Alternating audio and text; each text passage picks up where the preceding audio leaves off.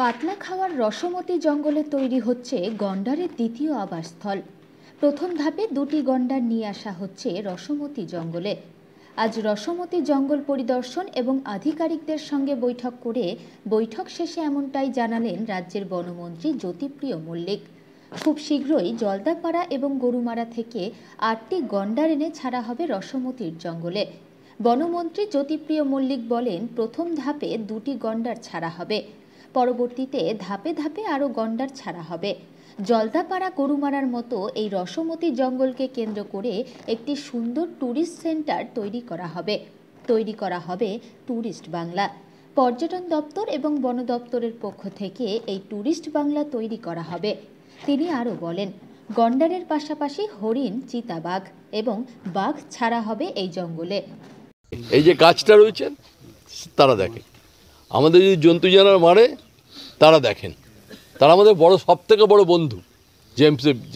জিএফএমসি তারা আমাদের সবথেকে বড় বন্ধু। সুতরাং জেনে রেখে দিন, তাদের জন্য আমরা কিন্তু নির্ভর। ফরেস্টগুলো বেঁচে আছে কিন্তু তাদের জন্য। ফরেস্টগুলো বেঁচে আছে ভাববেন না যে ফরেস্ট মন্ত্রীর জন্য বা ফরেস্ট অফিসারদের জন্য, না, তাদের জন্য। সুতরাং এটা আপনাদের দায়িত্ব। এখানে 4টে রয়েছেন, এই 4টের দায়িত্ব আমরা বিশেষ করে আমি বলছি, বন্ধু আমজাদকেও একটা বড় দায়িত্ব দিয়ে গেলাম আজকে। সে কথা বলে নেবে এবং যখন যেভাবে যত লোক লাগবে নিযুক্ত করবেন আপনারা। কখন আমরা 25টা নেবো, কখন আমরা 30টা নেবো, কখন আমরা 50 জনকে নেবো, কখনো 60 জনকে নেবো, দিয়ে আমরা কাজ শুরু করব। কি কাজ শুরু করব কি না আপনারা কি বলুন, হ্যাঁ বা না? কাজ শুরু করব তো। তাহলে আমরা কিন্তু আজ থেকে মেন্টালি সেট আপ তৈরি করে নিলাম।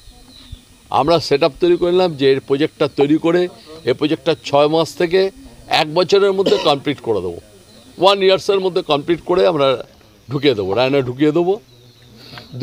প্রথমে 2টো ঢোকাবো, তারপরে 4টে ঢোকাবো, তারপরে 6টা ঢোকাবো, তারপরে 8টা ঢোকাবো। হ্যাঁ, প্রথম 2টো ঢোকাবো, তারপরে 4টে আসবে, তারপরে আরও 4টে ঢুকলো, তারপর আরও 4টে ঢুকলো। এরকম করতে তারপরে ডিয়ার ঢোকাবো। তারপরে আস্তে আস্তে যেগুলো আসবে, লেপার তো অটোমেটিক চলে আসবে, সে দেখবেন রুট দিয়ে চলে আসবে। তারপরে বাকি যে অ্যানিমেল আছে তাহলে আস্তে আস্তে ঢুকবে। কিন্তু এখানে যে গরু যে এটা হয়, এটাকে বন্ধ করতে হবে। এটাকে ইমিডিয়েটলি বন্ধ করা দরকার আছে। কারণ কাজকর্মের পরিবেশ এবার তৈরি হবে তো আমাদের। ফেন্সিং তৈরি করব, কারেন্টের জন্য ফেন্সিং তৈরি হবে এবার। তারপর আমাদের নদীর কিছু বাঁধ আছে, বাঁধ তৈরি করা হবে।